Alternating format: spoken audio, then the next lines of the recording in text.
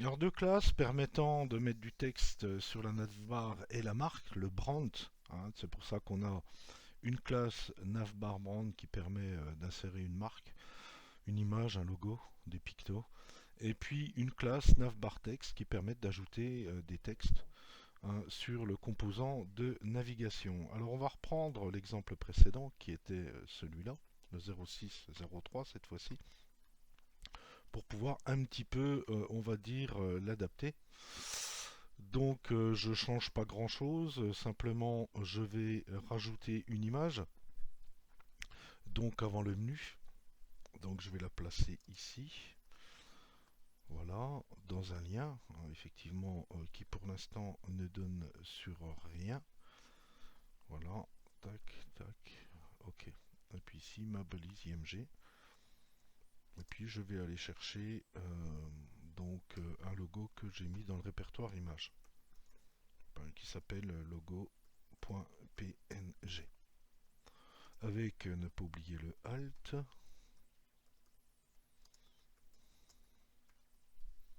Voilà. Et voilà.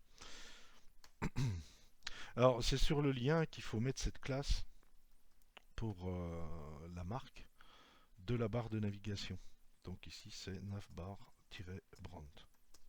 Voilà. Pour qu'il la mette correctement et puis qu'il respecte un petit peu les différents espacements de la barre. Alors évidemment la taille de votre image, faites attention à pas mettre d'image trop grande. Donc ce qui va nous donner ceci. Donc voilà le picto du département de Montbéliard, qui est peut-être plus d'actualité, c'est pas le souci.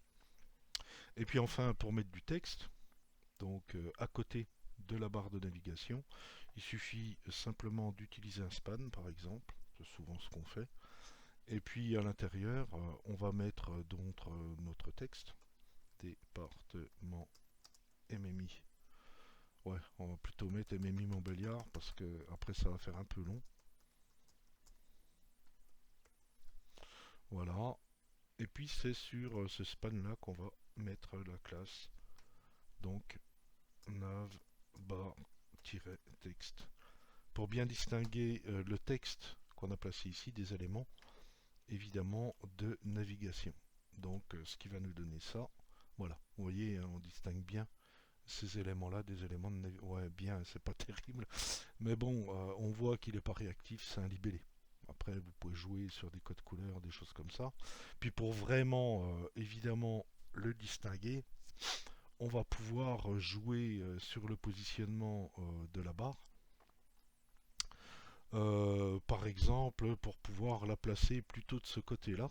C'est-à-dire on va mettre une marge automatique ici pour bien distinguer les éléments de marque et de texte des éléments de navigation. Je vais virer le troisième et puis je vais réécrire un peu mon texte pour mettre des éléments un peu plus tangibles.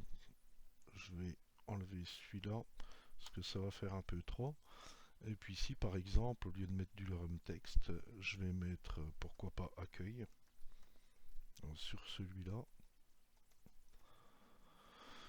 Ici, je vais mettre par exemple blog. Ça ressemblera un peu plus à quelque chose de réaliste à propos.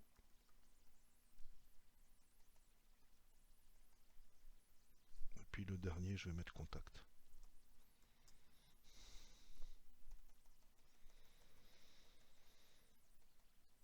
Je sauvegarde tout ça. Je réactualise ma page. Voilà, c'est un peu plus. Mais vous voyez, ils sont beaucoup trop collés.